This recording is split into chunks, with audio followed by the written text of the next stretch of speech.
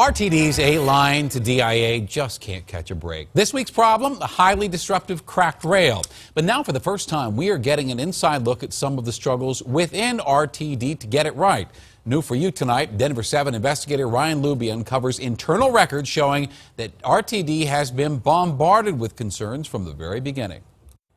Bombarded? Yes, from passengers, from staff, from board members. It all amounts to brutal honesty that questions if RTD was truly ready to put the A-line in service back when it did. This, just a slice of the email correspondence Denver 7 Investigates fought for weeks to get, forced to pay $500 to receive. But we see the struggle RTD has been trying to overcome since the A-line went into service back in April. We see them talking about the power problems that plagued the line for months. We see RTD's board chairman, Tom Tobiasen, telling a frustrated passenger in May, in part, everyone is pretty PO'd with DTP, the train service provider. Right now, things pretty much suck. I think it's perfectly natural for people to be expressing frustration, anger, sadness, angst, all of the above. RTD spokesperson Nate Curry admits the emails showcase at least a part of the internal strife at RTD behind the traditional talking points. I know that we've got to do some building of bridges and trust again with the public after we get this fully up and running.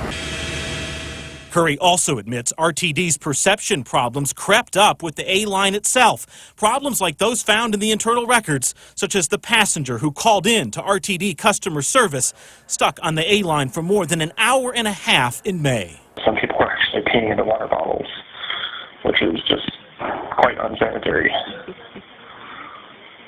Okay, well, I mean, unfortunately, once the train's out of the station, you can't let people out. The caller speaking with a rep who never apologized. Internally, RTD said of that call, it's bad, and acknowledged they're going to coach the rep going forward.